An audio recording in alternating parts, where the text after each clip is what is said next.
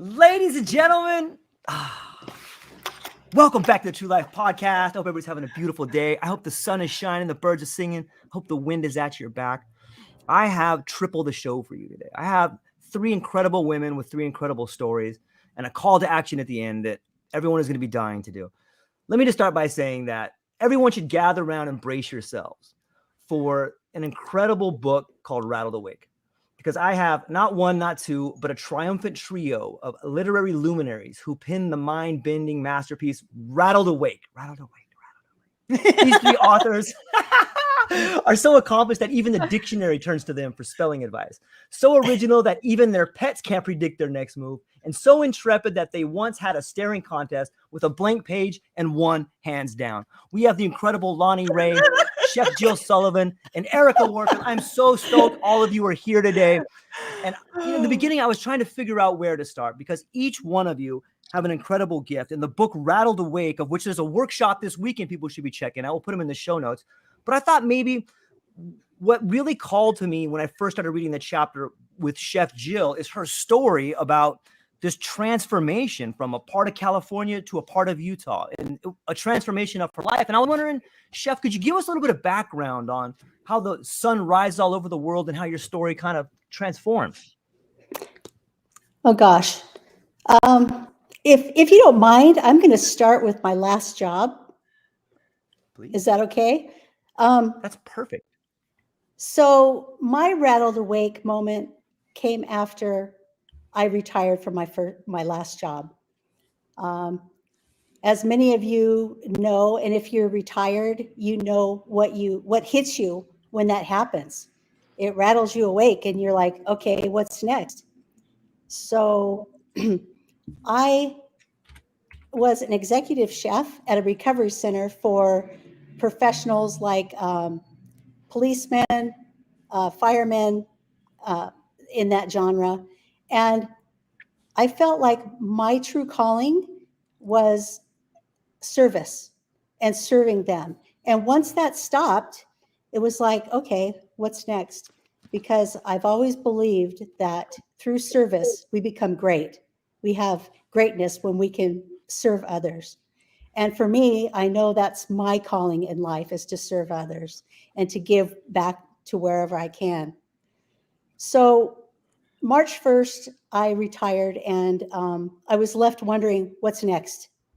And if you know me personally, you know that I'm a workhorse, that I'm in there 24/7. My job required 12 to 14-hour days, writing schedules and menus and feeding the clients, which were usually 30 to 40 for lunch, by myself.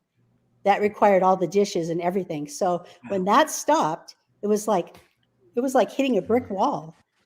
And I've always believed in taking my questions to a higher source in meditation or in prayer or whatever it may be. And so I found myself saying, okay, well, I did this and I can't do that anymore because I have back issues and all kinds of things. What can I do?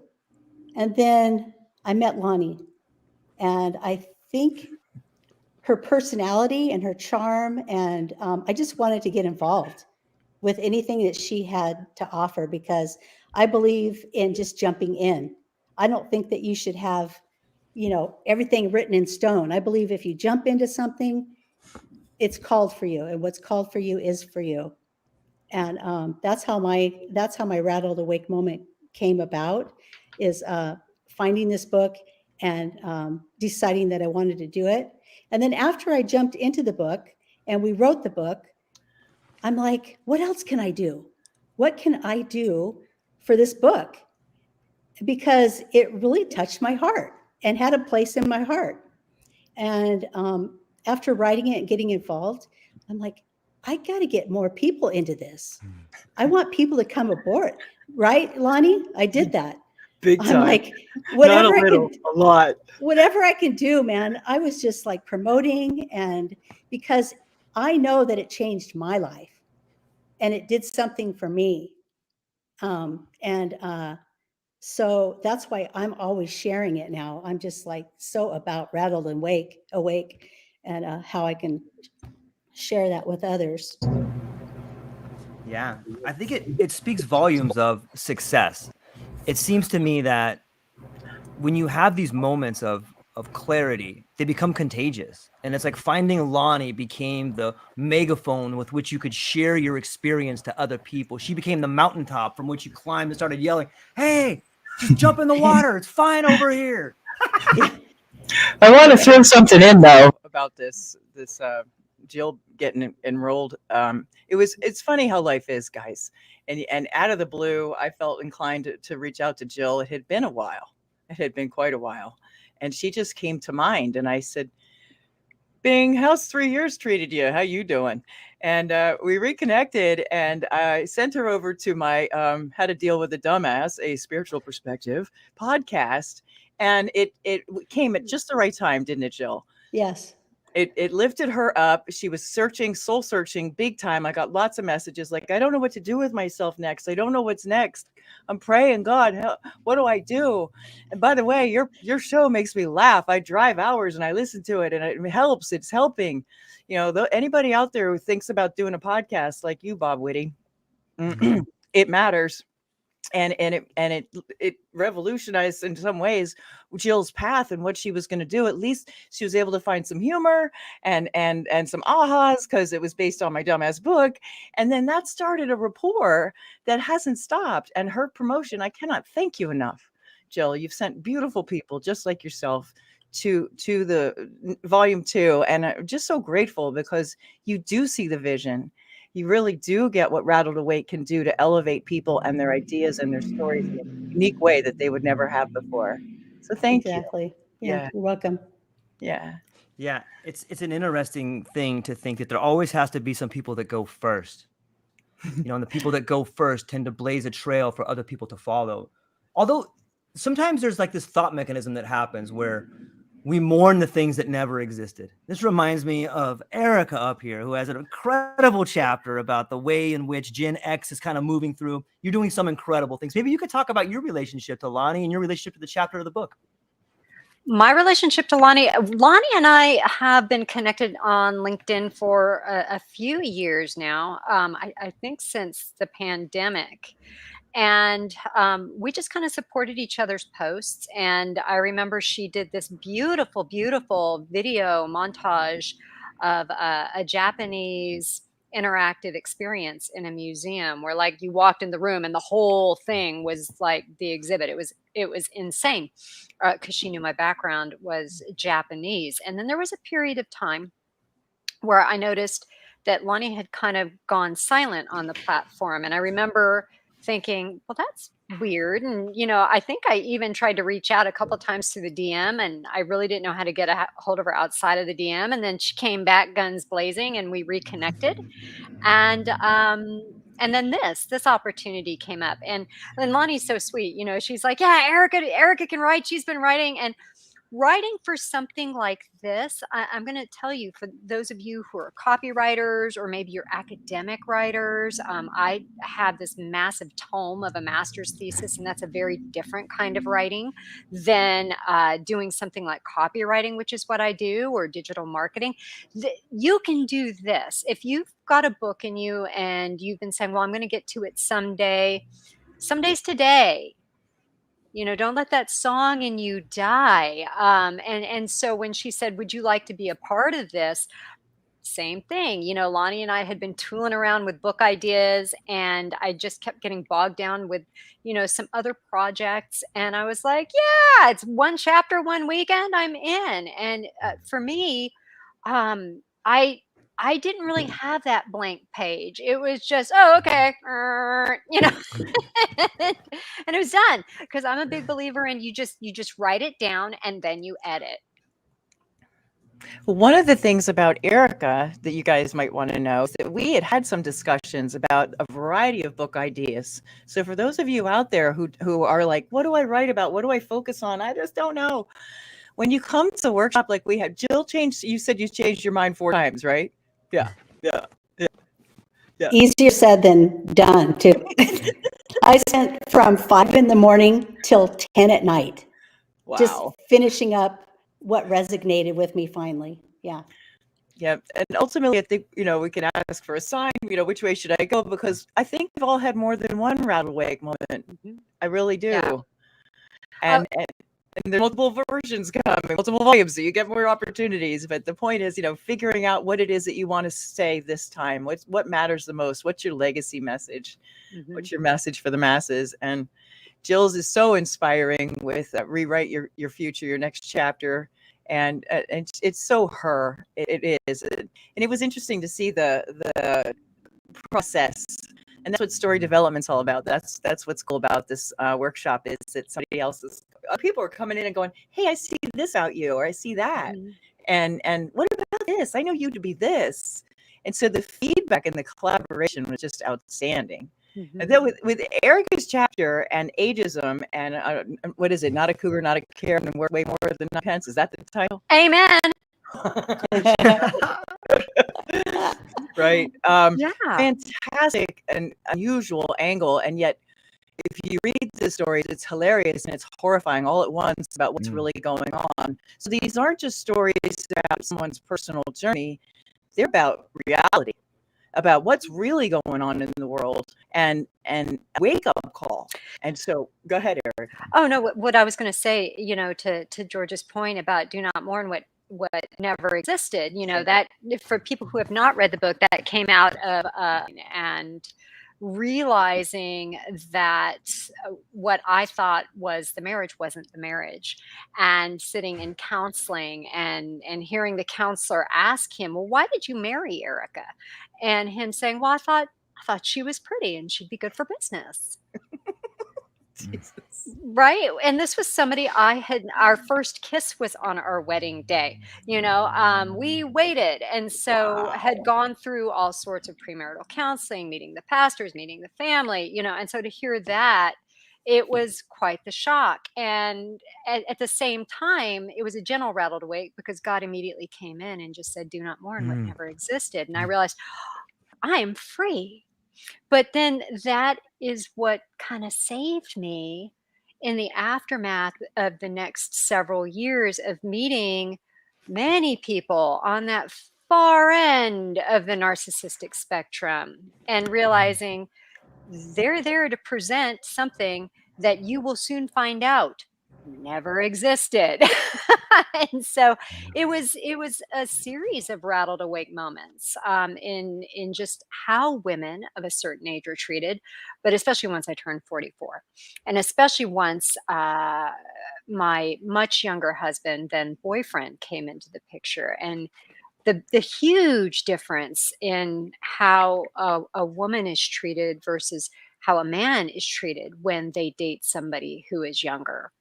And the saddest thing of all to me is I was on YouTube, and I was watching a bunch of male psychologists come in defending that older woman, younger man relationship from their perspective when they dated older women. And they did the thing. They did the thing. She was there to teach me everything that she knows. And I was like, is that it? That's the only thing, really. And so, for myself and Peter, my current husband, we waited till our wedding day, and that just blew people's minds. It's like, no, I'm serious when I say I'm not a cougar. That is not what that relationship was about. And so that was a rattled awake moment, for the both of us to see just how people have their preconceived notions of their own sick fantasies, and they take their trauma, they take their weirdness, and they project it onto you. And it was fascinating to go through, and to still see people clinging to that trope of older woman, younger man, and how they think it should be. Yeah, I it just blows think my love mind to is think. love, right? I just think love is love, right? Doesn't matter how old you are or anything like that. So Yeah, it is. What were you Yeah, saying, Lonnie? We've just got a world full of judgmental people who think that they can put you in a box, close the lid, and call it done. And it ain't done, hun.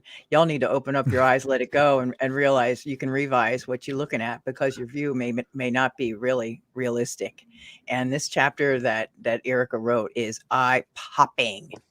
talk about eye-opening as to how ignorant some people can be. I'm There just he saying. is. Yes, your man here, Crystal Pete himself. Love the has man no from age. Legend. Yes. Well, when they're as cute as Peter is, you know, It's He- true. it's true. He's a you cutie. know, model material for sure. He's And super supportive. I mean, he's the one that I always, when we met, I was always coloring my hair, but not because I was gray. I just, even at 44, I was not gray. I just like to do different things with my hair. But I always swore once the wrinkles, once the gray hair set in, I was going to go cold turkey. And that was before the pandemic when everybody had to quit coloring their hair, right? And so I started to see the grays and the sparkles. And I remember telling my hairdresser, all right, we're stopping the hair coloring. And he was like, you don't have enough sparkles. I was like, nope, I want to see every single one of them. And then you're going to turn me into Storm. And I'm going to be like X-Men. And this thing is going to be gray, gray, gray, gray, gray. And so it's just, it's coming in these like streaks. It's really like Storm, or I forget the woman who used to be on that clothing personal, Stacey London, like the Stacey London streaks. yeah.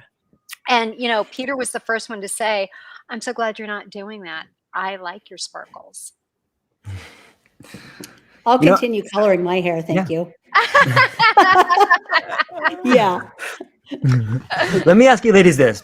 It seems to me that there's this Ariadne thread that runs through the book, and it is this idea that people come in and they write this chapter of themselves while simultaneously either getting ready to go through a tragedy, in a tragedy, or coming through a tragedy. And it seems like a lot of the chapters are people actually changing the way they think, and it translates to the pages there. Does that sound accurate to anybody in there? Mm-hmm. Yeah. I'm gonna say it's not really a tragedy. Okay. I really don't. Right. I don't see it that way. I think that these are events that happened and people pivoted. Right. And like realizing in my chapter that I rang the triangle about 2,000 food processing plants mysteriously burning in a year. That is tragic, but okay, here's the news. Now what will you do? So that was my way of doing it. Erika took on ageism and judgmentalism and so many other things. Nothing tragic in there except that it's tragic. People think that way, and you can learn from how she handled it beautifully. And with Jill, it's beyond age of midlife crisis kind of thing, but it is absolutely a career crisis and identity. That's not tragic. That's common. So I don't necessarily disagree with you, George, but what I do see is that we've all decided to select an event within the last 5 years that was a significant event that did cause us to put the F in shit and turn it into shift. In other words, when you spell the word out, right? It just. Well, look at Russ. He went through all these trials with cancer, but look at him now. He's like so positive and just turned the whole thing around and wrote a chapter about positivity. And then there's Chris with MS. Oh, yeah. Who just turned that one around too. So, and like for me, all the trials in my life, I've always turned them around. I have always been a positive thinker, and how can I make this better and not get bitter?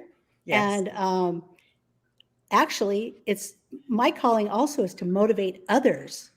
And that's what I did through the hashtag Sunrise Around the World.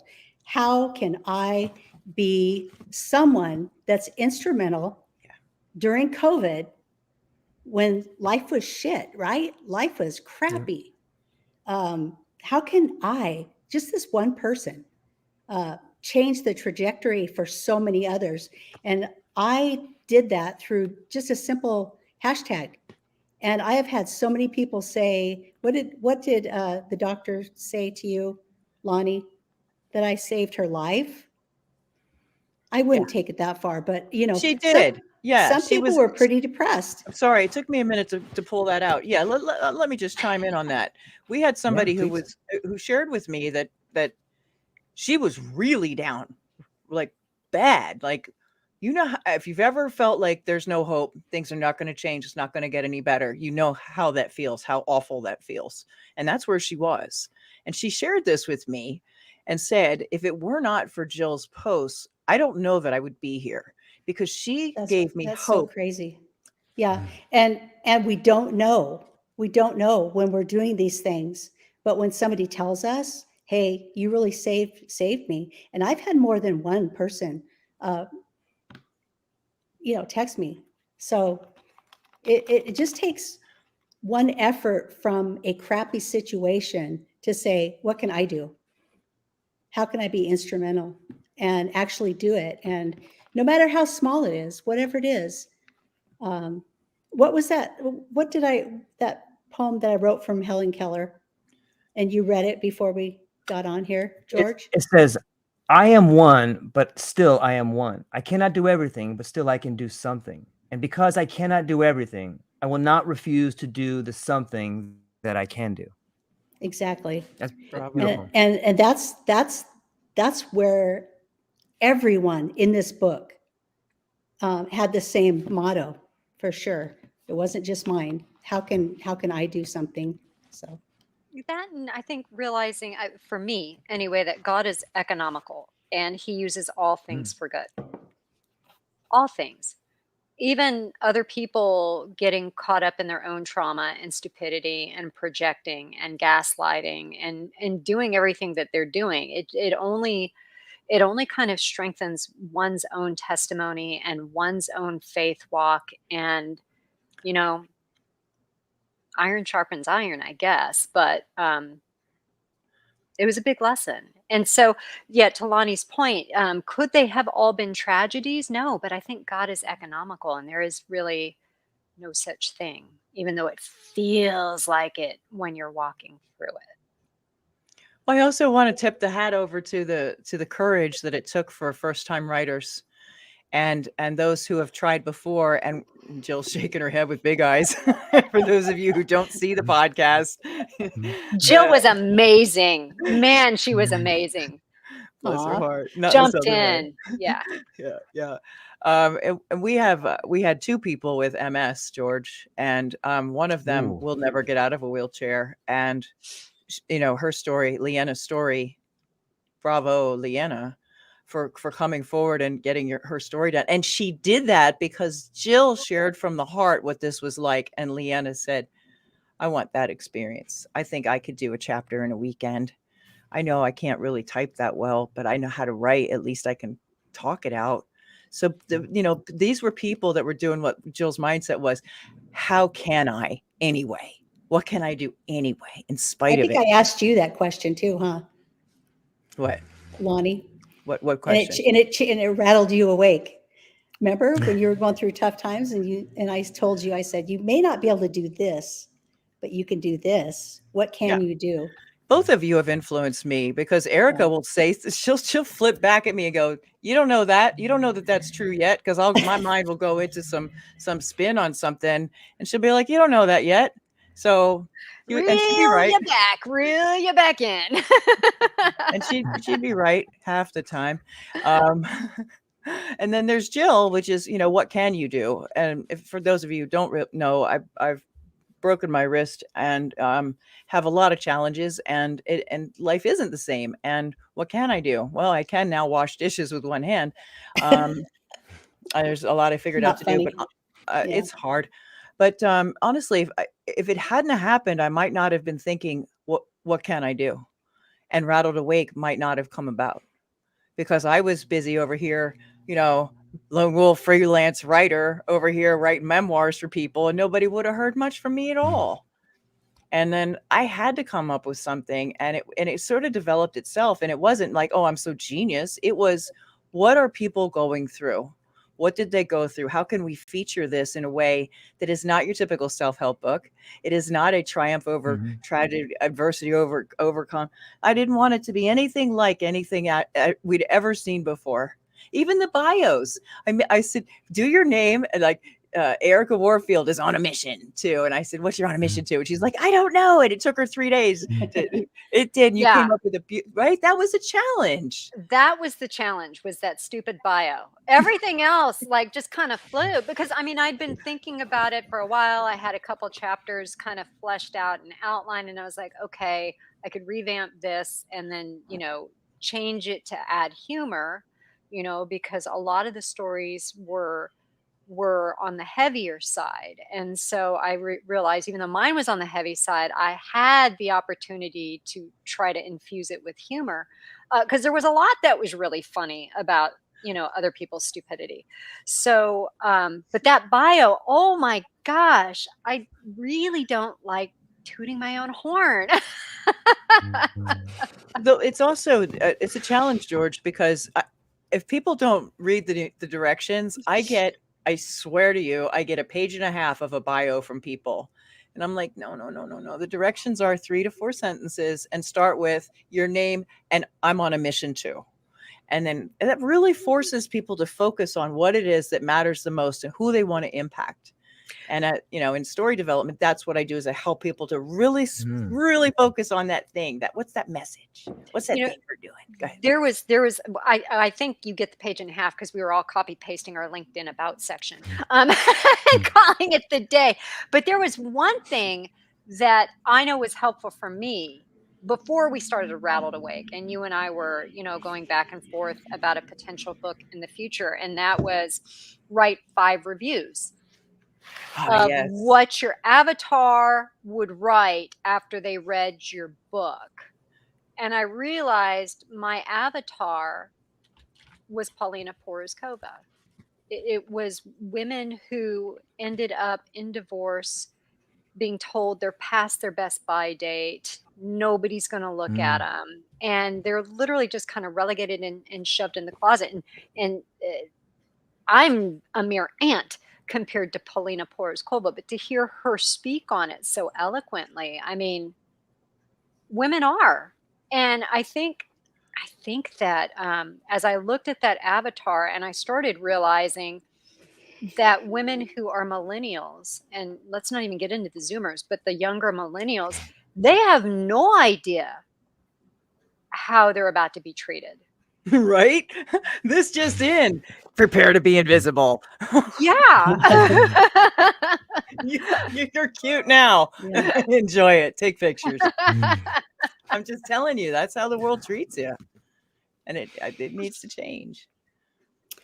Yeah. Anyway. It makes me wonder. In my chapter, I write about becoming an executive chef and coming through the ranks and working hard. But do you know how hard it is to get there when the men are usually the exec chefs and they don't take you serious? So we all have that circumstance of, and I wouldn't say all men, I can't categorize, but there was a few men that had huge egos and did not want me to succeed because I was a woman. And my last job that I left, I had been working for years with old ovens. As soon as I retired and left, I came back to fill in one day and there was a new stove there. And I said, okay, how did you get that new stove? And I worked here for 2 years. He told me it's a man's world. Jill, it's a man's world. And, men get what they want. And, maybe that's true or maybe that's not, but it was in your world. I think it was. Yeah. So that's the things that we, me and Erika and all these people, we go through being pegged as somebody that, you married somebody younger, so you're, a cougar and, or whatever. And me, I'm a woman, so I shouldn't be in charge of anything. I should be taking direction from men. That's a controversial statement, and I know that it is, but that's how I felt. Well, that's how it is in food service, Jill. I mean, I have a background in food service, and I wonder how these guys get through the door. Their heads are so big every day. Yeah. They get bigger and bigger heads. I'm like, really? How do you even get in the car at the end of the day? You're just so blown up over yourself. Aren't you special? Yeah. I could saute as fast as you, bro. Come on, bring it. I mean, we're just as capable. Come on, cut Yep. it out. It's very I competitive. Do you I think one job that I had was a prep cook, and it was after COVID. No, it was during COVID. Yeah, and I needed a job, so I took this job as prep cook. This really fancy restaurant. Nobody spoke English, and the exec chef, didn't really know all the things that I knew how to do. So I went in and I busted out some flank steak and I portioned them out. And then I went and I filleted some halibut, portioned that out. I can just see I, you. yeah, I think they were taken back. Oh my gosh, this Good. this girl can really do some things. I have a really nice filleting knife too, and in fact, I don't know if you know this or not, but you can fillet a salmon without a knife. You just take it, hold on to it, and run your hand down it. I did that to several. And it's I'm not bragging. I'm just saying sometimes women have to do things like that, you know, to show you. I got to show you I can do these things. So to be taken uh, not with a grain of salt, but hey, she can do that. So Do you think society is changing? Do you think for the group coming up, be it millennials, like maybe because of some of the things that you have done or the way the world is changing or people being awake, that maybe the attitudes in society between men and women are changing? are you talking to me or Anyone just who wants to everybody? take that. Mm. Yeah. What do you think, Chef? I I think in the culinary world, it's tough. And I Mm, don't know why, but people that are in charge, they get these huge egos. And mhm, what I say is law, right? I was mm, never like that as an exec chef. I was always real patient. And how can I serve you? How can I show you how to do what I'm doing in a kind way? I yeah. was never, I don't like ego. Ego is not part of who I am. So, uh, yeah, but I think it's real out there. Um, Sure. so I think it's not so much a gender divide, just like it's not so much an age divide or a political divide. I really see this as good versus evil, light versus dark, regardless of age, regardless of gender, regardless of political affiliation. And speaking to Lonnie's chapter, I really do believe that there is a move to just divide, divide, divide, and have Yeah. us focus on the differences versus everything that makes us similar, because there's only one race, as we all know. It's the human race, which includes all ethnicities, and it's really a tragedy to see this coming down to the haves versus the have-nots, or the gender or the age or the political whatever. And that's just sort of my 2 cents on that. Yeah, I think the Rattled Awake series is one of the reasons it's so compelling is it's better than all the narratives out there. We have all these canned narratives that you're supposed to go watch a superhero movie or watch this rom-com movie. Like there's all this silliness out there. But when you read the chapters of real people who have gone out of their way and faced situations and found ways to find and create meaning in those, like that's what Rattled Awake stories have been to me so far. And I think it's way more compelling and way more beautiful to see your fellow human being solving problems and finding meaning and building relationships. I think that's one reason it's so successful to all you ladies. Lonnie, what do you think about that? Is that something that seems to be happening? Which part? That Rattled Awake rocks, or that We it know that part's does? true. We know it's part We true. it is. I think that stories of hope and improvement will never grow old, and there is an addiction, I think, to chaos, and in fact, sort of a numbing out to it all that's happening through movies and television and whatever kind of frequency is behind all those being broadcast at people. That's another topic, but Mm. I think that ultimately what we consume visually and in music as well, audibly, is having an impact, and that if we could just all like be mindful and focus in on something that actually feeds the soul versus takes from it, or terrorizes it or terrifies it, or, creates some kind of like, we'll have a much better time of life if we could all can we just have a good time with, how can I have more fun today than I ever thought possible? To focus on that, because there's a lot going on that if you want to focus on that and you want to doom scroll, you can be busy all day and all night, and you'll find all that stuff, and it never ends, and it may or may not be true, but if you receive it that way, then you believe it that way. And so with all due respect to people and their love of zombie movies and horror films, I think, and they do. I don't get it. I just I don't don't get it.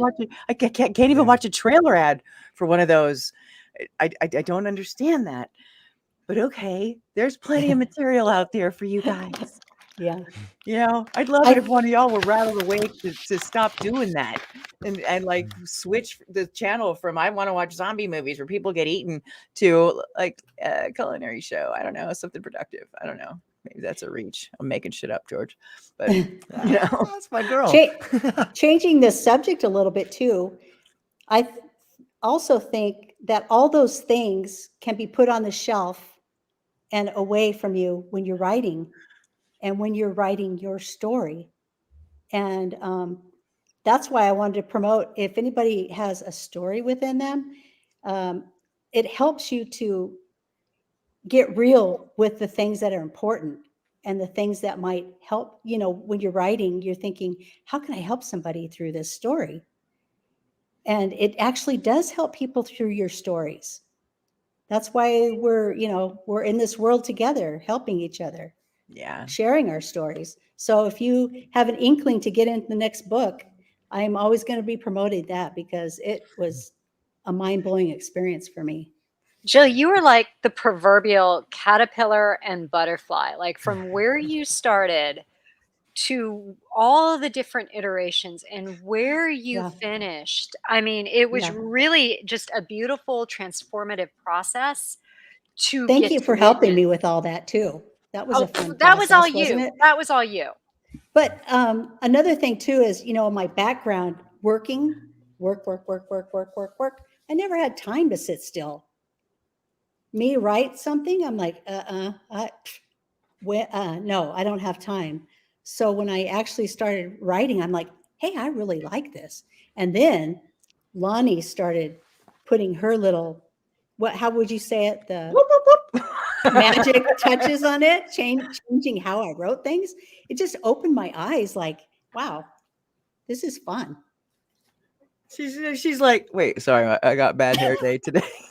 Look, this is hair with one hand. You cannot use a curling iron when you have only one hand. Bear with me here, mop top. I shouldn't even think this is remotely Okay with funny. that. Peter had a strength and conditioning coach who broke both wrists really badly in a freak weightlifting accident Oh where, God. and he ended God. up with the weights on him, and his arms couldn't move, and it broke both his wrists. Ah, And I mean, even just going to the bathroom, he was like, "What was I gonna do?" I was like, We don't have to go there, really," and it came down to he had to buy one of those portable bidets and have somebody attach it to his toilet. He was like, there was no other way. We just don't think about what we're going to do when those things happen. And I think that's what's so great about your chapter, Lonnie, because it wasn't just your rattled awake. It was, hey, it may not be the 2,000 food plants that have burned down, and it's, Armageddon, or it's whatever. It's, you could end up losing one or both of your wrists, and you might not have family that can help you. And did you have enough stuff stocked? And it's something that we all kind of need to start looking into. Yeah, it was a personal SHTF moment for sure. Shit hit the fan. And it's like that every day. Life is not normal anymore. There's nothing about it. It's not a sympathy party. It's just, that's a reality. Okay, now what? And that's honestly what the premise of Rattled Awake is about. It's like, oh, okay, that happened. Now what? How do I pivot? How do I become better, not bitter? And then share that, because it can inspire other people and help them realize you're not alone. You're not the only one. and sometimes that process takes years you know? Do you know what I'm And saying? What process? The Which process of sitting in that moment. Sometimes, you know, you don't change your life all of a sudden. Sometimes the things that you go through really affect you, and it takes years to come out of that. God, I hope you're wrong. I don't think Well, I could do this for years. I'm not talking years, but I mean, it's not on our terms and our time. So it's just, sometimes we can get out of it at these certain times, and certain things help us. Mhm. Do And you I think think, everybody? Oh, sorry, go ahead. oh, I was just going to say, I think the beauty of this book too is it I think it could end up being a stepping stone, not to denigrate it or make it less than what it was, but it doesn't stop with just this anthology. I mean, each one of us could, and each new co-author and author of the next volumes can use that to go on to larger platforms, larger podcasts, speaking engagements, stages. I know one of the things that I thought would be kind of fun is doing the Whatever podcast. So, Whatever podcast, if you're watching, Peter and I would love to come on and have the chats that you all have with the 304s, as you will so call them, um, because you just never know. You never know. And I think those young women sometimes are spoken to rather abruptly, and sometimes it's warranted that they are spoken to rather abruptly, um, because of what they think is acceptable and what will get them further in life. And it's really sad. It's a very sad thing to see that they're lessening what their value is, and they don't see what their true value is. It's interesting to see the different models change. And like you had said something previously about the Rattled Awake series being different. You know, as a Gen Xer, when I grew up, there used to be these commercials for like there was like this giant quilt that went around the world, and everybody sewed like a patch on there, and they had all these patches from around the world. It seems like this new modality of change coming from the ground up, where you're compiling authors coming together telling a story. It's not like you're telling a story; it's like you're telling our story, and everybody gets an opportunity to write a chapter in our book. And who wouldn't want to read a book about our story? Like there's something in there from everyone because everyone is writing something. And that's where real change can be. Someone can identify it. Maybe they identify with Jill's story or Erika's story or your story or Russ's story. But there's something in there that explains the human condition. And I think that you had spoken about like all the plants and all these things that are happening in front of us, but maybe these things are happening so we at the bottom create change from the bottom up, because it sounds like every one of us wasn't born with a silver spoon in our mouth. It sounds like every one of us had to fight for the things that we have in our life that we love. And there's a great quote that Jill has in her section that says, in life, it's not about what you get from work. It's about who you become. I thought that was so beautiful. Like, I think that's kind of what Rattled Awake is doing. It's providing our story. That's a cool model to think about, right? It really is. And on top of what Erika was saying about what this book can do for a person, it can get them onto bigger podcasts. It can get them a broader audience. There's another part of it, like with Chris Freer. And I'm looking at your comment, Bob, about your biggest event was you're learning to love your wheelchair. I love that. Bob, that's amazing. Bob was a surfer, if you guys didn't know.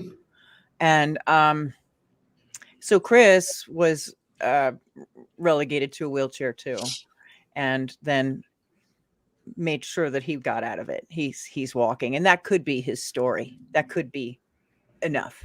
That's inspiring.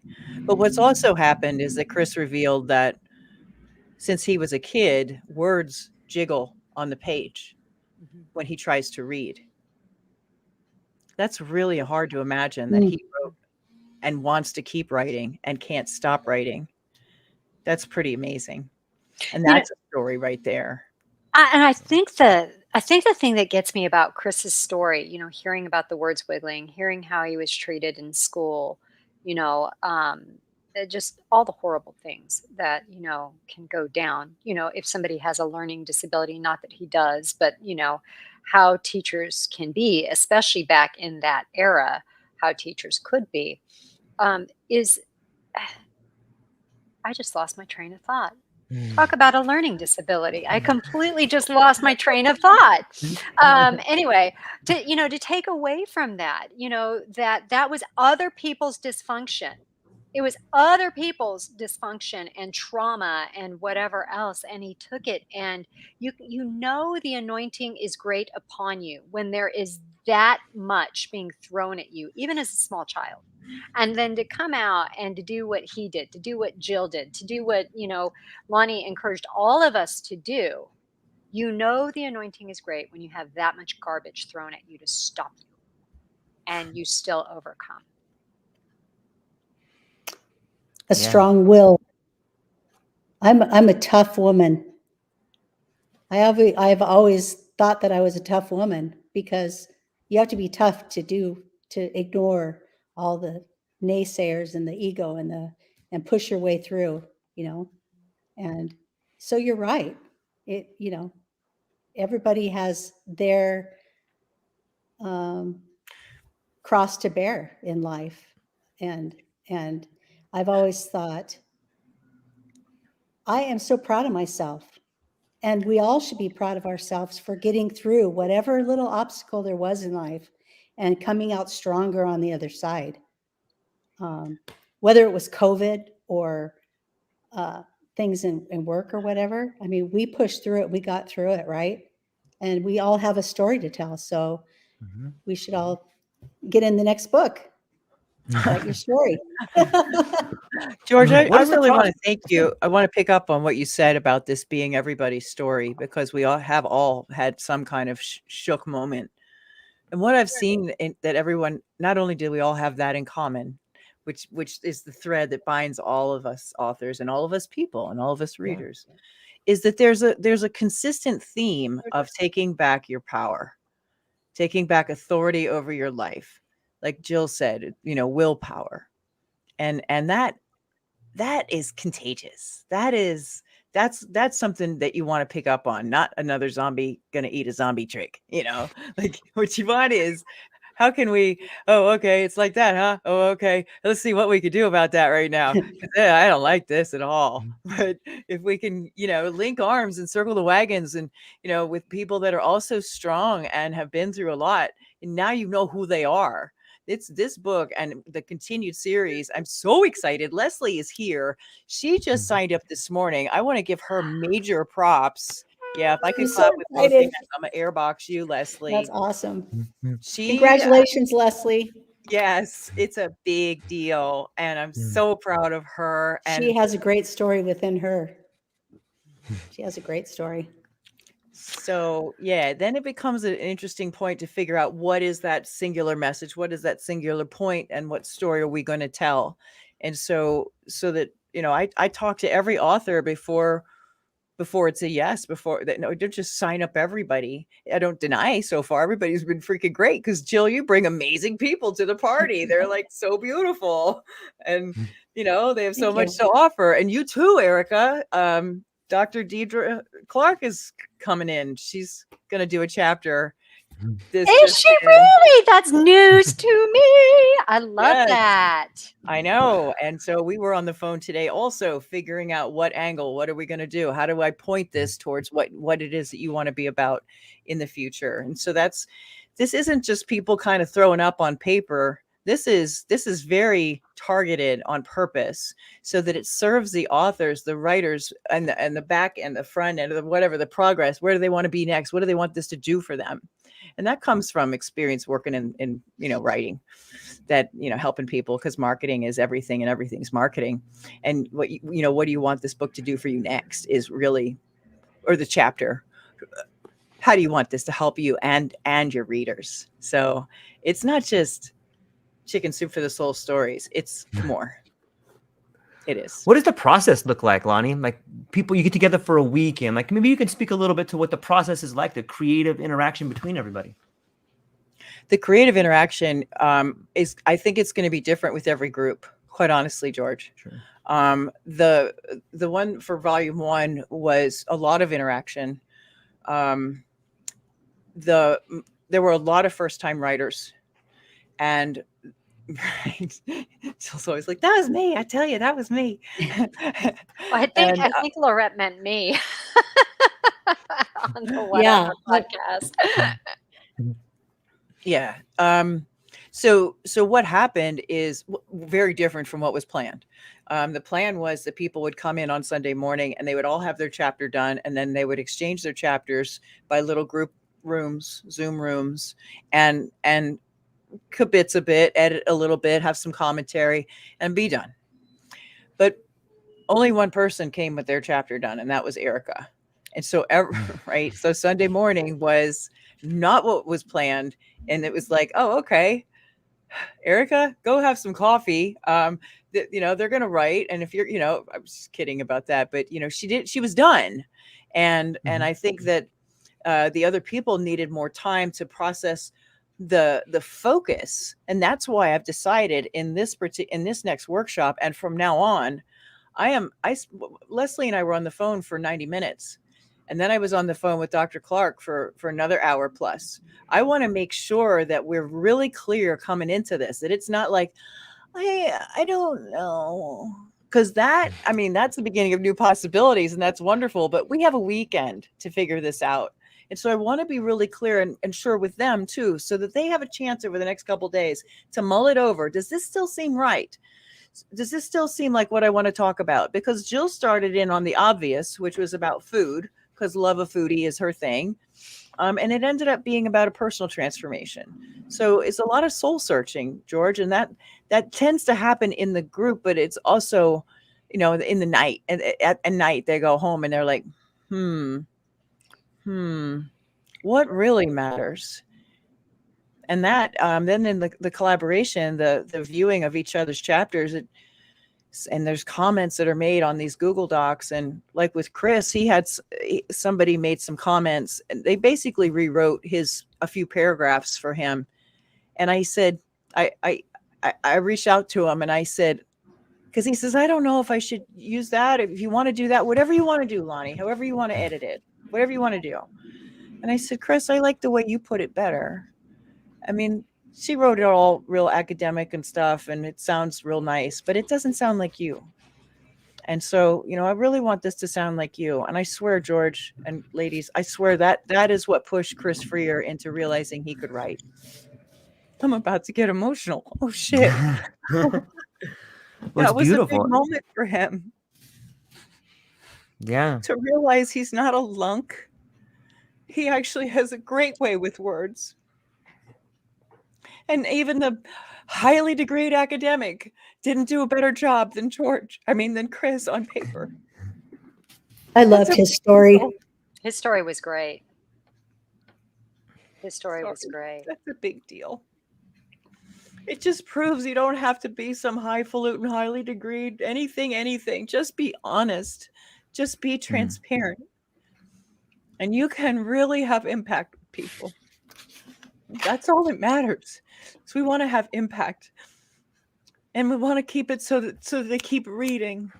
That's why I like to sanctify. I say, let's take the zip line to the finish line. Let's get this puppy done. Beginning, middle, end, next. And that way the readers can really get through the entire book quite easily. And everybody's story has been consumed. And it's a fresh new, look at this one. Oh, look at this one. It's wonderful. It's a wonderful array of people. And so that process, you asked about the process. What happens after they turn in their chapters? They turn them into me, and I become the final editor. And if I have to, I'll pick up the phone. I called Willie. Hi, Willie. I see you here. And I was like, who's this guy? You mentioned, who's this guy in the chapter? What are you talking about?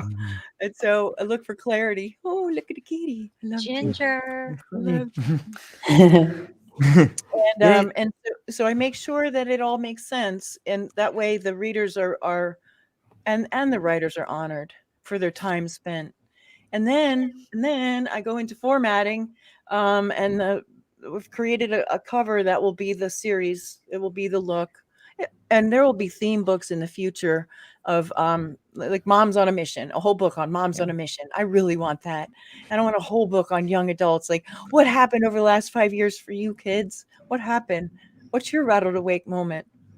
And I really would love to have that theme book.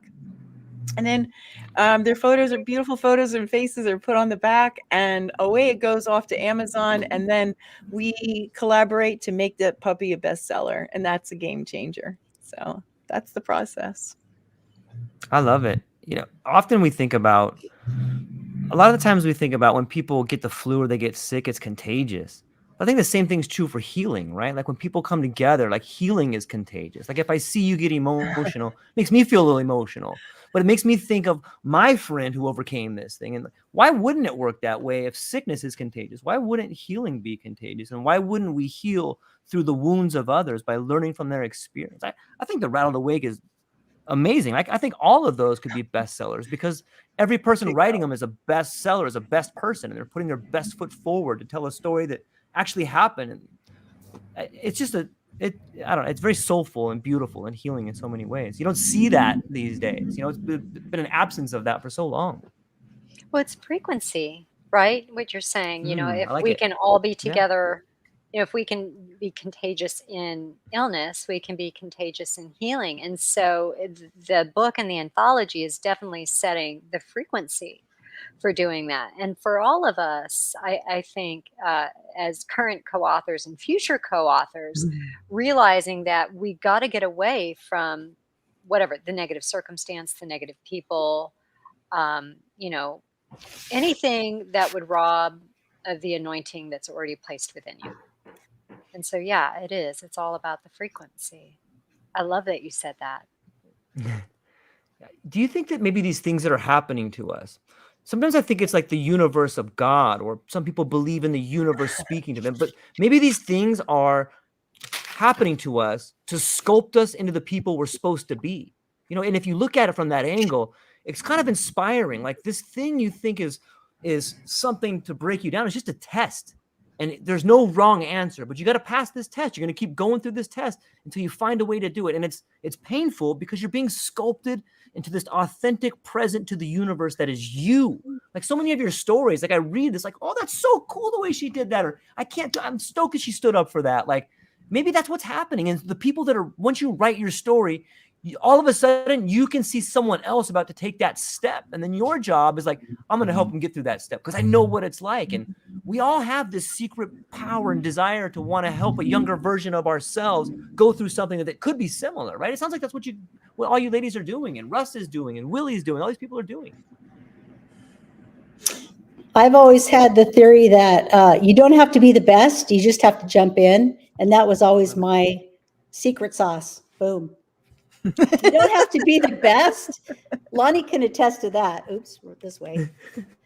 I was not the best in writing, but I jumped in and I gave it hell. And for me, looking back on that, super proud of myself. Yay. And that's what I want to There teach you go. others. Get it in the book. Just try it, right? You don't have to be the best. Just jump in. Everybody has a good story. Yeah, that's one of the saddest things when people think that they don't have a story. The fact that you're here means you have a story to tell. You may be working on your story right now, but you have a story to tell. And sometimes I think this irrational expectations that are force-fed to us through billboards and magazines and movies, like these are they're almost pornographic in nature because they're so unrealistic. And then that forces you to set this bar like so far up here that like, why even try? Because I can't be that person. So then you get stuck and you start getting this negative feedback in your mind. Like, well, I'll never be Brad Pitt, or I'll never be this guy, or I'll never be that lady. But who cares about those dummies? Like, you are a better person because you are your authentic person. You have your own story to tell. And once you start doing that, you become inspiration for other people. I love it. I think, and there was so much that you just said there, George. I'm like trying to pick the one. My brain just bifurcated. Take it away, Erika. I'm gonna sit back here and wait for a second. I know, right? Well, first, I do want to say this about Brad Pitt in case he's watching. I mean, he has stated rather eloquently that he has realized you can be at the top and realize it's nothing. What is important? What is there after the accolades? What is there after So even he would say, once you hit the pinnacle, if you don't have your priorities in order, it's a hard letdown. There's only so much money you can have and spend. Now, with that said, for everybody else who maybe doesn't want to be Brad Pitt, and just thinks I'm the lunk, I've never written before, I've never done this, I won't amount to anything. Those are other people's trauma whispering into your brain, right? Do not mourn, because that didn't exist either. You being a lunk did not exist. That was spoken over you to rob you of your anointing.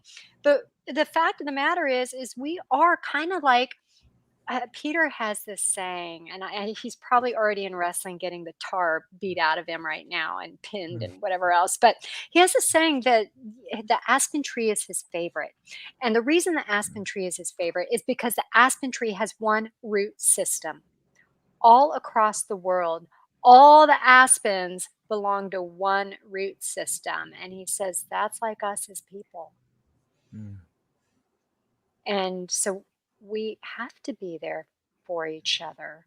And it's the saddest thing, I think, for the both of us when we see people slandering or libeling or tearing each other down or, foisting their trauma on other people, smear campaigns. It's, and I that kind of came out in my chapter a little bit, but I'm just speaking in general, to your point of, us all being there for each other. Now, do I believe in being a masochist and letting people abuse you? No. I mean, but for the rest of those that are good eggs, then, it's about being there for them.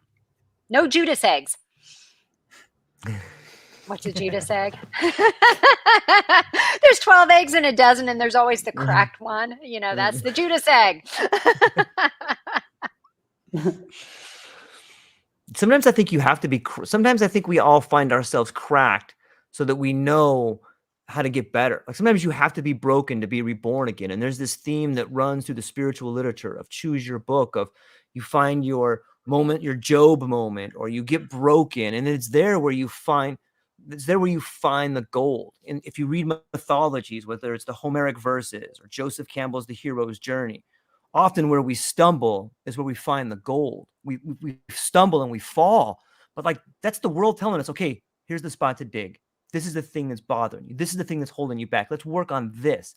And it's hard to understand that. It's hard to get there. But once you do, you begin to see these things that happen in your life as, okay, instead of why did this happen to me? The question is, what can I learn here?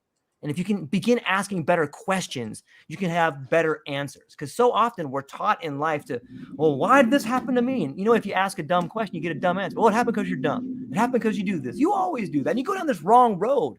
But if you just start asking better questions, you can change that inner dialogue in your mind of like, okay, what can I learn here? Is there a pattern happening here? Okay, if I do something different, will I have the same results? And I think it takes us right back to Rattled Awake, because you can really learn by modeling what other people do. If we look back to the times of ceremony, or people, you still find this sometimes when you go to different ceremonies, like we learn through rituals, we learn through watching mentors. And so much of that has been stripped out of our society. So much of the rituals and the rites of passage have been turned into prom dates and a first car and, getting a middle life crisis and stuff like those. While ritualistic in ways, those are not the rituals that we should be looking towards to pass on to other people. We should be finding something more meaningful that a young person can watch someone go through, and that an older person can help that person go through. And then we change those roles. And I think that that's what Rattled Awake is. You get to be the young person, the middle person, and the older person. And you're telling your story.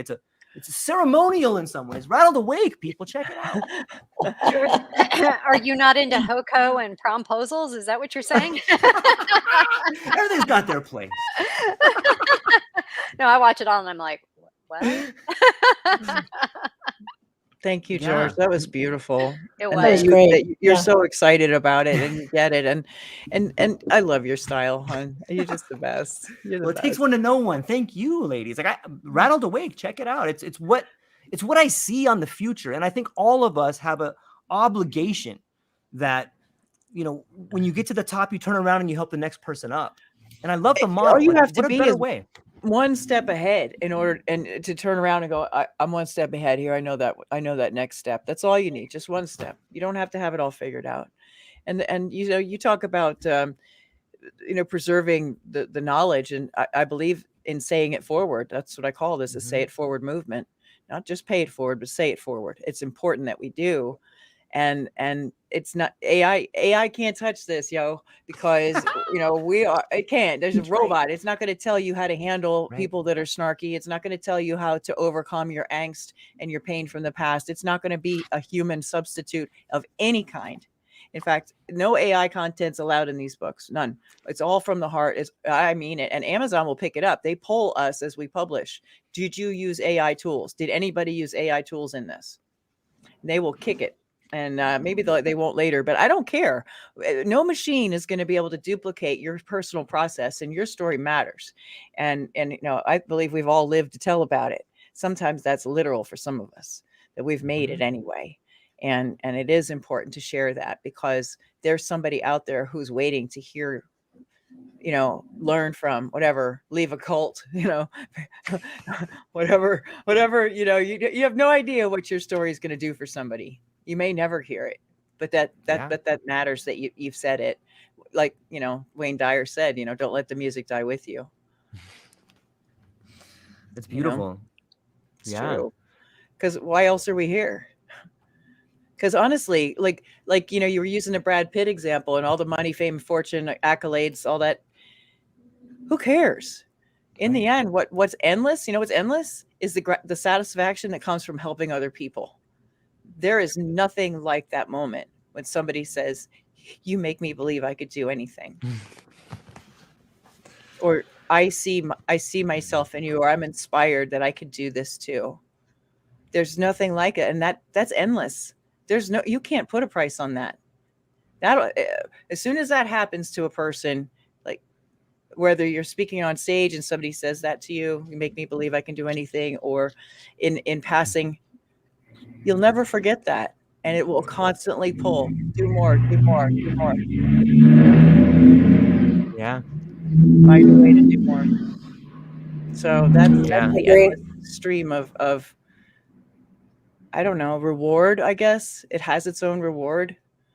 So put pen to paper, share your heart. It's easier than you think. And I know you guys said it was hard, and yeah, look at Jill's face. She's all screwed her face up like, fuck, that was hard. God damn, that was hard. When you were saying just write it down and get it done, I'm like, okay. Look, it took me 9 hours. I took 9 hours to get my final chapter. You did. Of course, I'm one finger Frida, but there's that. Right. Yeah. You want to talk about determined? Yeah. I think in my chapter, what I wanted to relay to people was you can start over. No matter, what you're going through. Even Lonnie with her one hand, she could still do something. But I look back over my life, and it's been not a bed of roses. It hasn't been easy.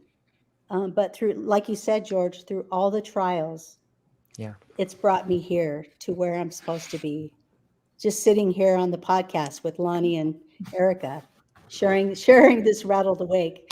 And in my life, I've always had to, in my chapter, I talk about rewriting your next chapter.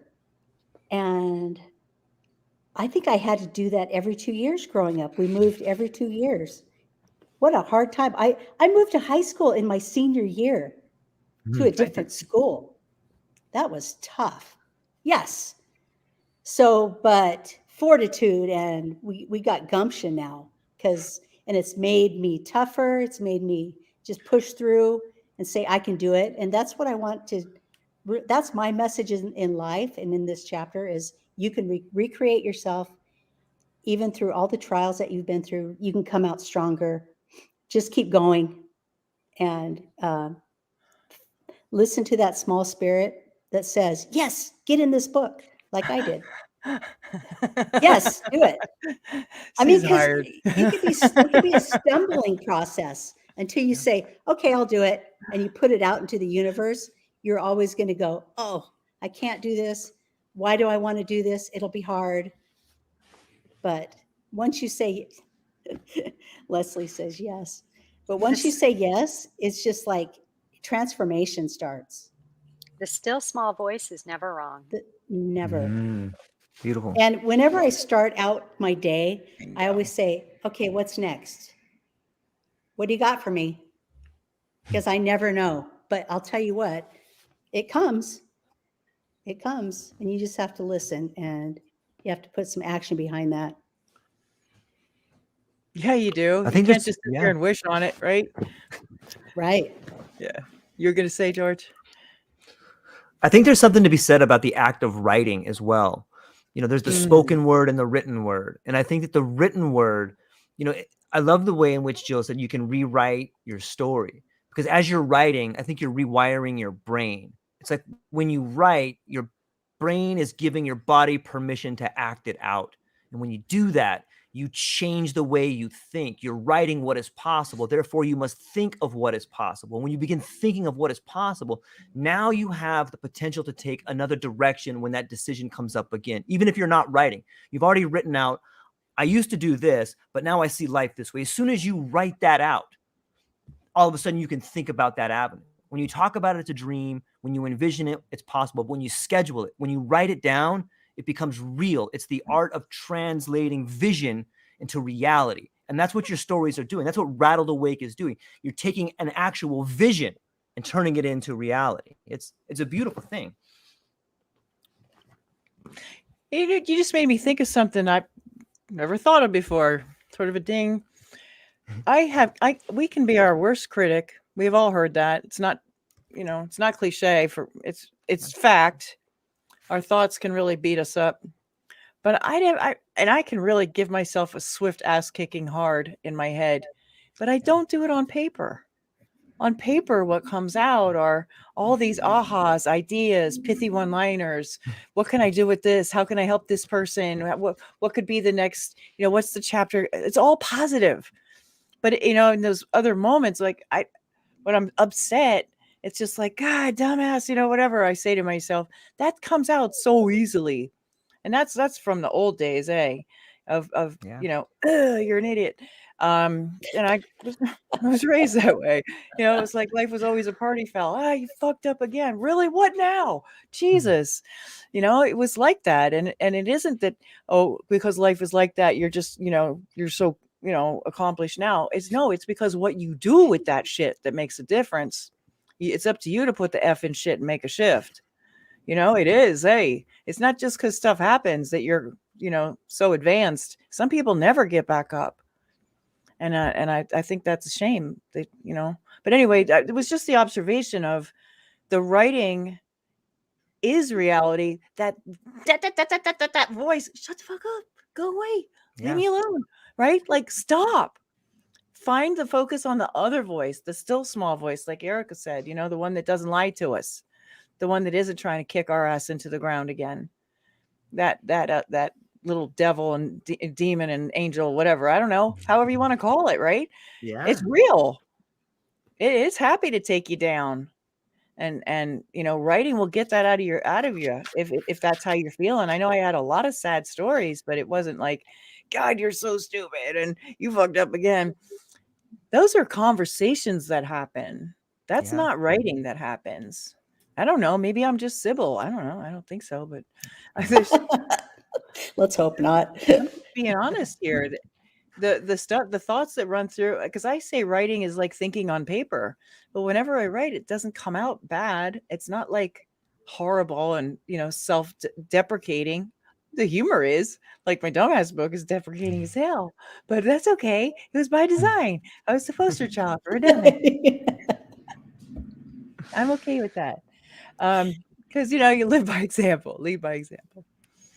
But for those people that are listening or that might consider like, well, what do I have to say? Just have a conversation. Let's just talk, because I want to make sure that you feel confident in your message and that you realize that you can do it, and maybe you don't know it, but I do, and borrow my faith in you. Mm. because I have had experience with first time writers. I've had experience with experienced writers. We had experienced writers, George, that were like, this is hard. You know why? Because they had a system in their head about how they told their story every time. And this process shook them up.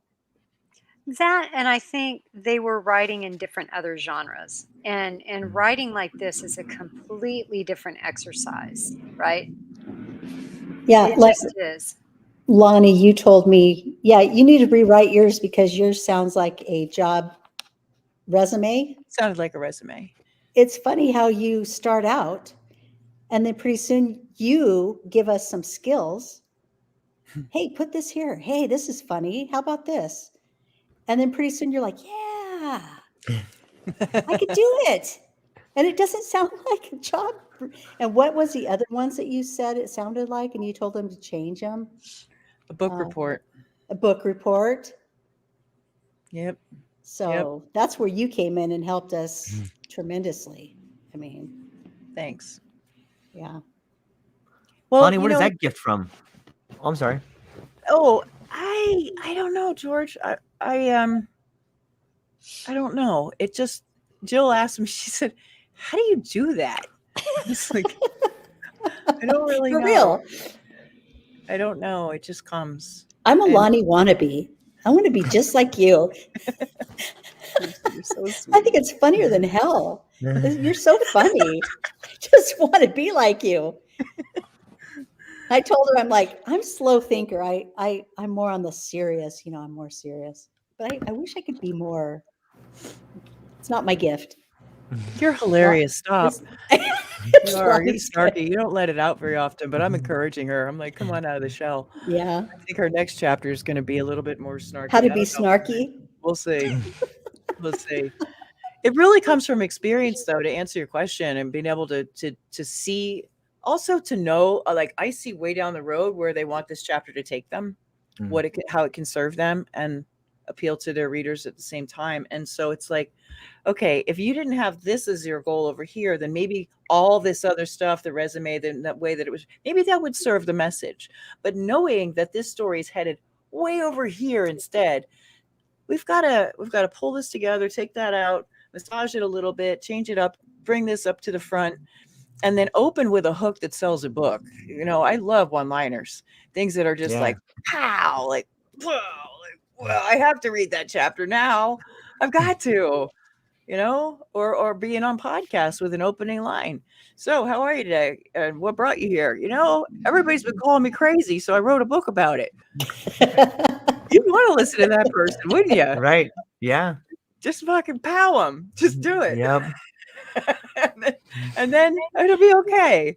You want to keep it going through the show or the book, and you want to end strong. It's just it's a matter of finessing a message so that it's kind of like dancing on ice instead of banging a hole in the ice. Some of those stories are they really are, they're traumatizing to read and to hear. And Rattled Awake isn't about that. It's about, let's dance on top of this topic and see, how can, did you hear it? Did you get that? Did you get that? Cool. That's all. That's all we need. We're not trying to, hammer anybody with a chapter. And that I think makes it consumable. Go ahead, George. Do you have the next workshop's coming up this weekend? Is that accurate? It is. It's very accurate. It's very soon. Fantastic. What if people want to get involved? Like, what does it look like? Can they reach out to you, or like, what do they have to fly somewhere? Is that on Zoom? Like, tell us about the project coming up this weekend. They can go to officialrattledawake.com, and it's just one page, and it has a download of FAQs also, so it's printed and it's easy to see, like, how you can make money on a book, and some of the frequently asked questions, they're there. And that page also has a calendar tab, a booking tab, so that I can, like Bob, I'm so excited. Bob Whitty booked a call. I'm so excited to talk to Bob. Bob is such a smart ass. I love him, and I can't wait to see. And so maybe Bob will be in the workshop. It starts Friday. It's for 2 hours on Friday, and that's really getting to know each other. That's people coming in and saying, this is my mission. That's the bio, I'm on a mission too. And I want everybody's bio in by then. So it becomes a prompt. It becomes a way to break the ice so that everybody can start sharing from the heart what they're here to do. And then Saturday and Sunday is 4 hours. And that's from 2 to 6 p.m. Eastern. And then I plan to keep this going. So, Yeah. We'll get volume 2 done, and God, the people that are coming, the people that are involved are just so excited. Jill's coming back. Jill's coming back. I like abuse. How me again? Yeah, Right? and I'm hoping that Pistol Pete will do a chapter. Oh, he's got a big rattled awake moment. So is that a yes? Well, last I heard was he was praying about it. So Okay. Well, yep, and Willie J is coming back, and then we've got just a gamut. I've got a gal, I call her Human Sunshine with legs, and we've got she is, dude. Wait, so the beauty of this is that the caliber of people that are drawn to do this, and they're Right. bonding, really carries way beyond the publishing date, and Right. and the networks and the Erika has been amazing in showing us the where do I start to say thank you big enough? Because we have all learned, if you want to learn, you can learn from her, because she's given it away. It was amazing. And she taught us how to market and to set up a company page and fix this and do that. And this shit makes sense. And I make $5,000 to tell people this stuff. I'm giving it away to you guys. I mean, she's been nothing but generous. I don't know what your real price is. It ought to be 30, honestly. Like, seriously, if this is what you teach people, they're lucky to be in your realm, Erika, because you are so freaking smart, and you brought so much to the book. You brought so much to the marketing, that you have single-handedly changed the entire trajectory of how successful this series will be. No small words. Honest to God, the truth. You have been so big, so much help. And look, George, I mean, talk about manifesting what was needed. I got Erika doing this. I mean, listen, I'm limited. And then I got this Sister Mary Sunshine over here, and Chef Jill. Everybody loves her. Mary Sunshine. I'm just like, I can't possibly do it all. And these beautiful women have shown up, and they're helping. There was help by other people, Dr. Constance Leland, she put us on her shows. Mm-hmm. Russ put us on his shows. It's mind blowing how this came together so fast. It is a true testament to, if it's a big yes, if it's a nudge, if it's a go do it, you trust it, because the things that you need will show up. And these I'm just spontaneously telling you some of the things that I remember that Nicole, the gifted bipolar writer, Nicole, bless her heart, not in the Southern way, and she's out there making us memes. I call them posts. She's like, they're memes. I said, okay, whatever. Can you keep doing it? She's doing it again for volume 2, and I didn't even have to ask her. She volunteered. So there's somebody doing a little advertising. I'm out of breath trying to tell you how much help there's been. We've all caught your vision. It's contagious. We see the vision. Yeah. Thank you. Yeah. I think it speaks volumes. I once heard that faith and fear can't operate on the same at the same time. So if you're fearful, like you get scared and you get paralyzed. But if you're faithful, you just take that next step. You do like the chef and just jump in the water. You do like Erika. I don't care what society says. I'm Gen X. I'm gonna handle this thing. It's you do what Lonee does, and you have people that are attracted to you like a magnet, so that you can help tell their story and it can live forever. I think there's something beautiful about that too, and that's what Rattled Awake is doing. Those stories go on forever. Once they're put down on paper, now they can travel around the world. And even, what do they say? A lie travels around the world before the truth gets its pants on. I think your stories are getting their pants on. They're moving around the world.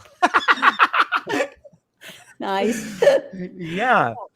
So it's beautiful. I want everyone listening to this to understand that you have a story in you, and that sometimes you need help getting it out. You need people around you to help you be faithful. You need people around you that may have been through something to help you see where you can step. And I happen to think that Lonnie is the person for that. I think Eric and Chef Jill are also the people for that. And I bet you, maybe I can have you talk, each one of you talk a little bit about what the Rattled Awake series has taught you. And I'll start with you, Chef. Mary Sunshine. Rattle her awake, George.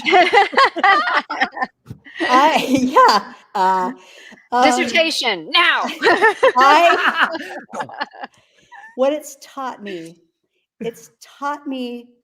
to sit in the student seat and learn from Lonnie, the teacher.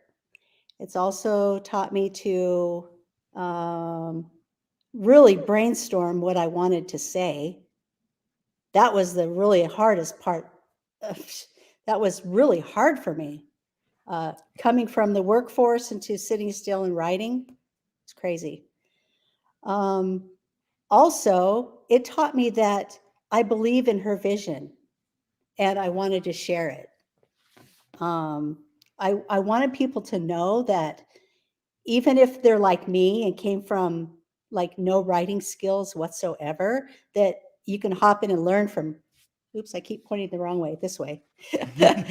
Learn from her. And it also taught me teamwork. I mean, we all came together as a team and busted this out, and we're super proud of it now. So those are some of the things that it's taught me. Yeah, all valuable skills, and skills that you can't learn unless you have someone to learn them with. It's beautiful, and it speaks volumes of the quote we spoke about earlier about the reward for our work is not what we get, but who we become. And I am one, but still I am one. Erika, you have I bet coming from your background, you've learned a different set of skills. Maybe you could talk a little bit about what you learned working with Lonnie and Rattled Awake. Well, I didn't know how the whole Amazon process works. And so seeing how I was interested to see how the workshop was actually put together, because these are things that I kind of do, but in a different niche. So seeing that was really interesting.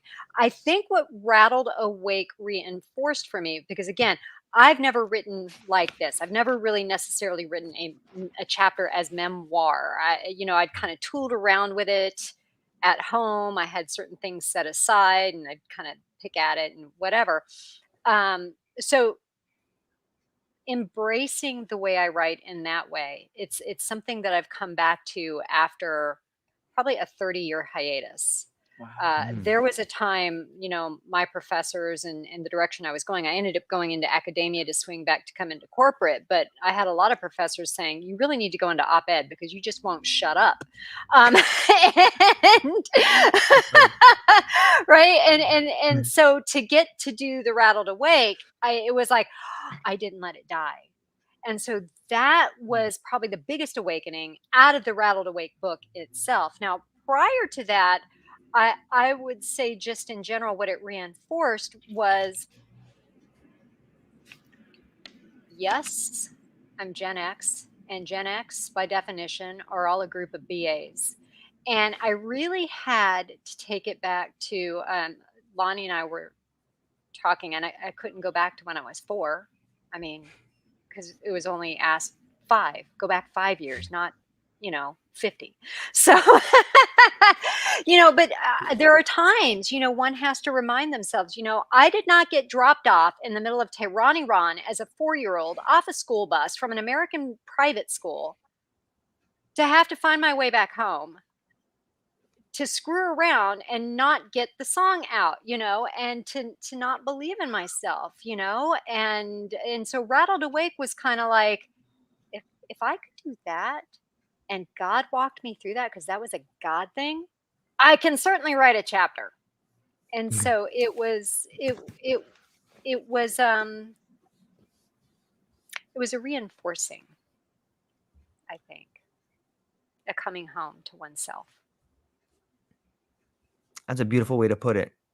Coming full circle in a lot of ways. And I'm a big fan of symbology, and I always think of the yin and yang symbol. It's got those two paisleys with like the white dot and then the black dot, and it's always moving, and there's chaos and order and chaos. Like it's such a beautiful image for our lives and the way we move through. But on the flip side of it, Lonnie, I bet you learn something new from every single person that takes time to talk to you. That must be pretty rewarding. I wonder maybe you could speak to some of the things that you're learning. It's sometimes the teacher is the one who learns the most. I've been not tested, but I've certainly had some moments of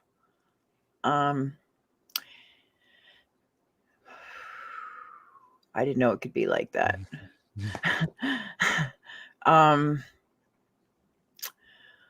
There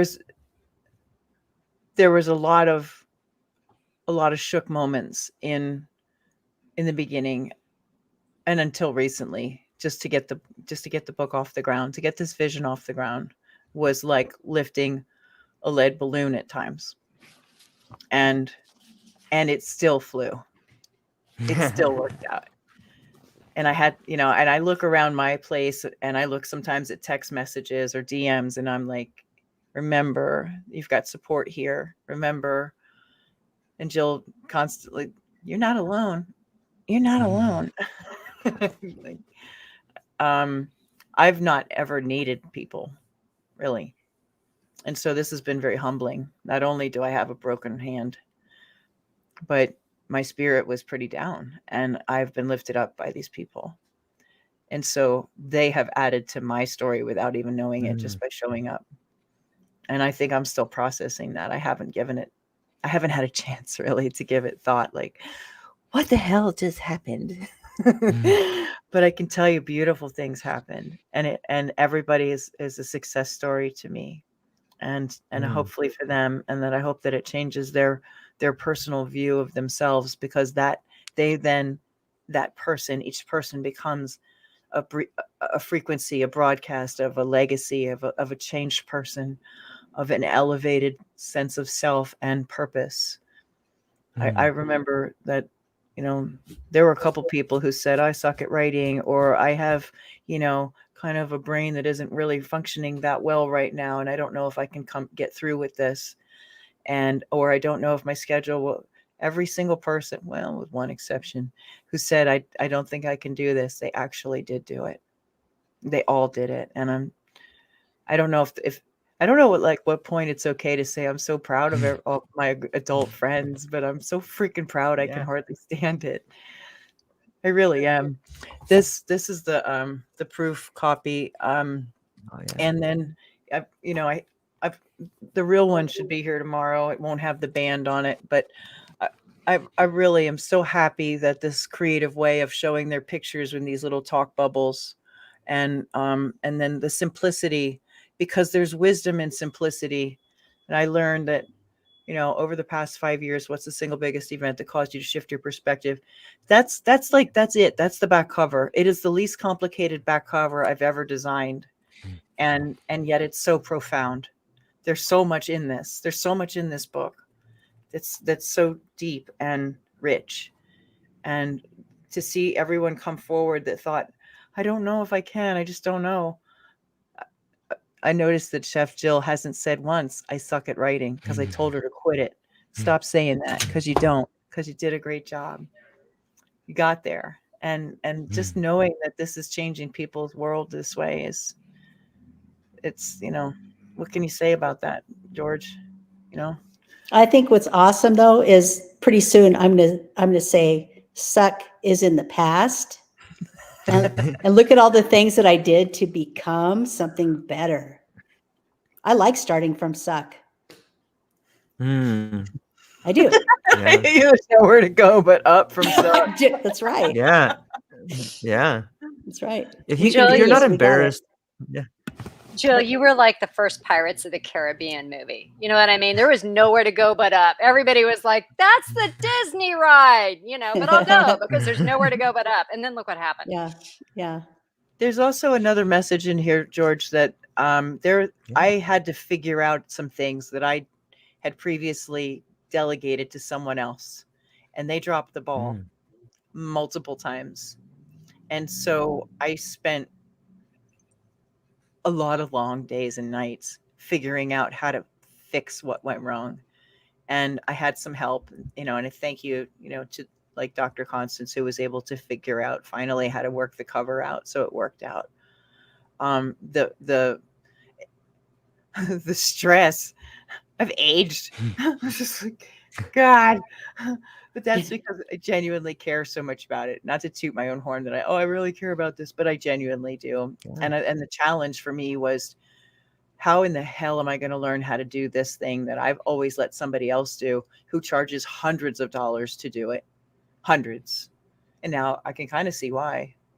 But I also had some jacked up software and some technical issues, and believe me, when you have a vision and there is no choice, but you got to get it done, you'll find a way. If it matters enough, you will. The And- enemy does not come to rob empty bank vaults. Yeah, well, I got a couple of bats by the door now, and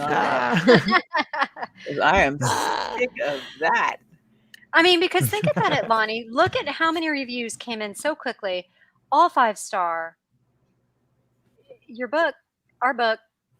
I mean, it's been so well received. It's been so blessed. It's been it's just such.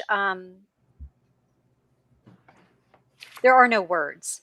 There simply are no words for the blessing that book has been to us as co-authors and to people who are reading it. And everything that came to attack you was to stop that book from touching as many people as it did.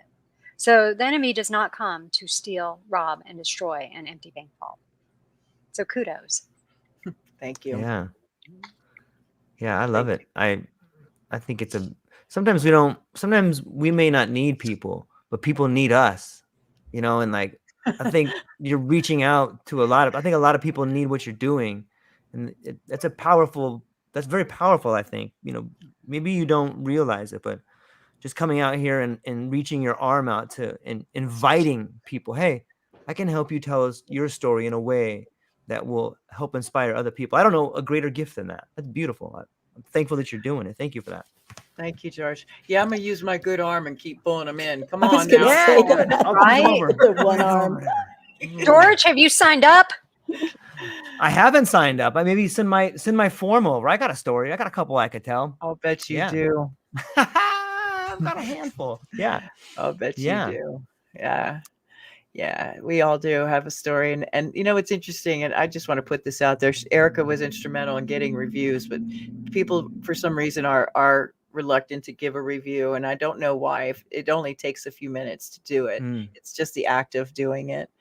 And it does make a difference. So please, if you got the book for free, or what if you didn't, please give us a review, because it does make a difference. And because we all look at reviews when we go to buy books, or Sure. products, right? We look at the product review. Well, the same thing is true. So there's so many aspects of a book that, for the first time writer, they're sitting there going, let me sharpen my pencil. And what do I start? What's my first sentence? And that's where they're at. There is so much more after that. And the beauty of this is that they don't have to think about it.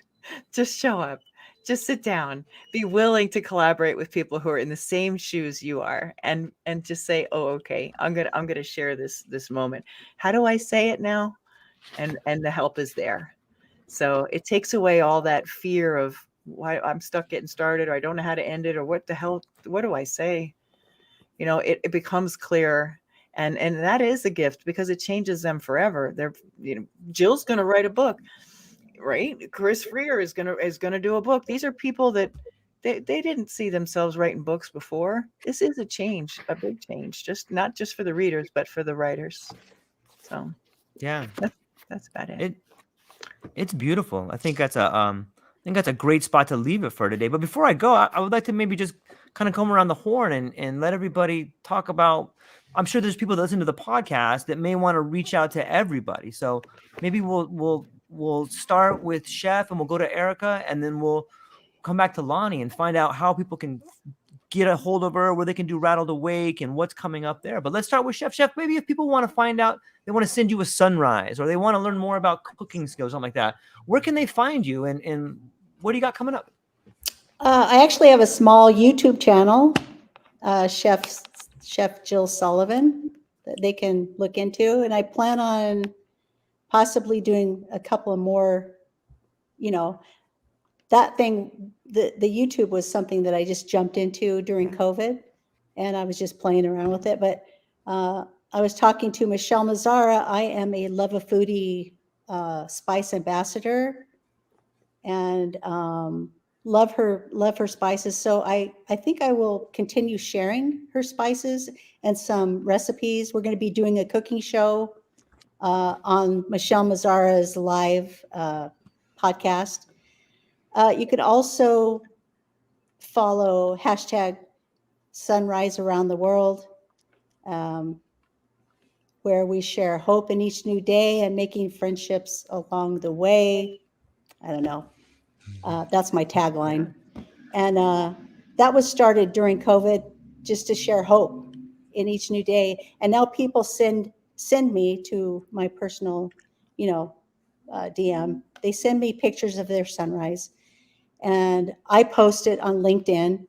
And there is a woman named Linda Lane, who is a psychic medium. Anyway, she shares some pretty cool captions to some of those sunrises. And me and her have worked together for 3 years, and it's been awesome. So that's just a couple of ways. I'm always on LinkedIn. So It's beautiful. People should reach out and check it out. I've seen some of the pictures and read some of the captions, and they're mind-blowing in a lot of ways. They mirror each other just to see the different beauty in them. And thank you for doing that. Erika, what if people are looking to get a hold of you and want some of your insights and some of the things you're teaching? Where can they find you and what do you got coming up? I am mostly on LinkedIn. There are very few Erika Warfields, Erika with a K. And then I've also got Erika Warfield Sales LLC. I've got a bunch of different company pages. I basically work within sales enablement and virtual sales mastery. Outside of that, I also have our side hustle, me and Pete.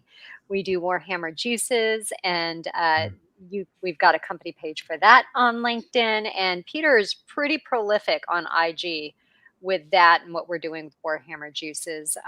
But really, if you go to my link tree, which is just /Erika Warfield, all the links are right there for you. So that's what I've got going. And hopefully, I'll be working on getting some speaking gigs, regarding ageism and just in general, what I covered in that chapter. Ask her what her tagline is for her juices. Just ask What's her. the tagline for the juices? This ain't no bull. Yeah. So George, that's some of the things I love to do is come up with taglines, and I'm proud as punch that Erika, just look at that. I love that smile that she decided. I'm looking at you. I know, right? Lonnie's like, hey, pitch my tagline stuff. Because I know it's coming to me next. One of the things I love to do is title things.